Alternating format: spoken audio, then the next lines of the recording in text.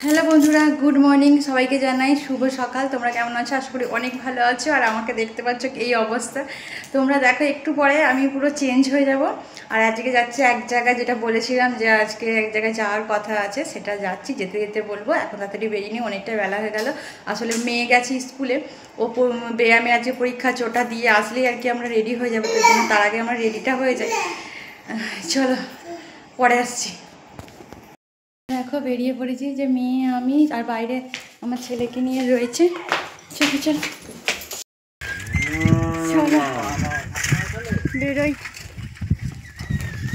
এই যে দেখো, মেয়ে স্কুল থেকে আসতেই আমরা বেরিয়ে পড়েছি। তোমরা দেখলে তাড়াতাড়ি করে রেডি হয়ে আর কি বেরোলাম। আর আসতে না আসতেই টোটো পেয়ে গেছিলাম, আর তাই গাড়িতে উঠে পড়েছি। আর এইটা হচ্ছে উদয়নারায়ণপুর আমাদের এইখানে।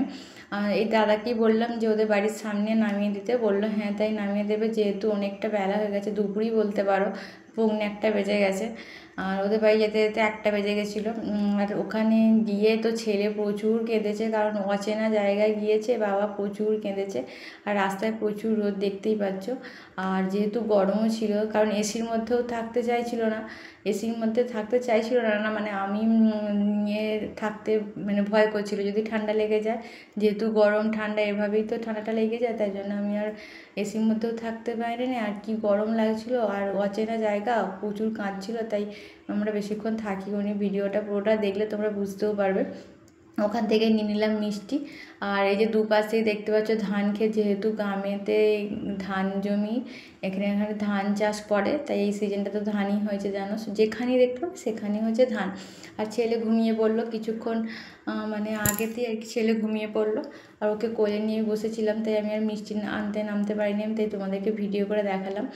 আর এখানে দিদি দাঁড়িয়ে থাকবে বলেছে রাস্তায়, চলো তোমরা দেখতে পাবে। আর বেশিক্ষণ ওদের বাড়িতে গিয়ে থাকতেও পারিনি, কি করব বলো, ছেলে যদি কাঁদে। আর দিদি দেখো নিয়ে আনতেও চলে এসেছে, মানে ওদের বাড়ির পাশটা সামনেটাই বাড়ি, ওই যে সাইডটা বেঁকে গেলেই, যাই হোক ওই যে বাড়ির কাছেই নামিয়ে দিয়েছিল।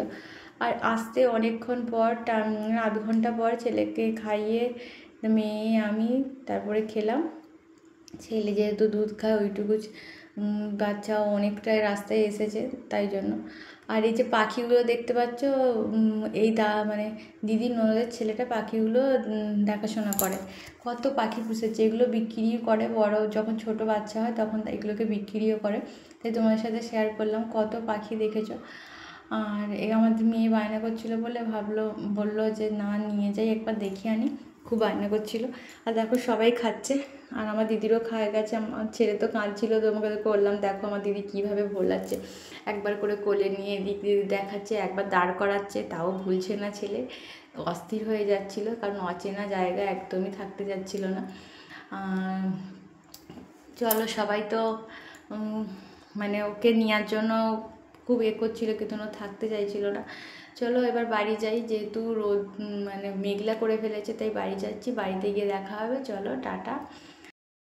চলো বন্ধুরা, বাড়ি চলে এসেছি।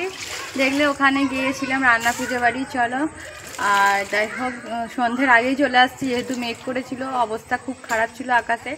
আর এই যে নুয়ে নুয়ে দেখছি কেন জানো, ওর বাবা ওইখানে রয়েছে, তাই ওই সাইডে। আর আমি চেঞ্জ করেই আর কি ভাবলাম যে ভিডিওটা না শেষ করে দিই, ছেলেকে ঘুম পাড়াবো, খাওয়াবো, কারণ ওখানেও খায়নি। আর চলো, আবার একটা নতুন ভিডিও নিয়ে কালকে তোমার সামনে হাজির হবো। ততক্ষণ তোমরা সুস্থ থেকো, ভালো থেকো, আর সাবধানে থেকো।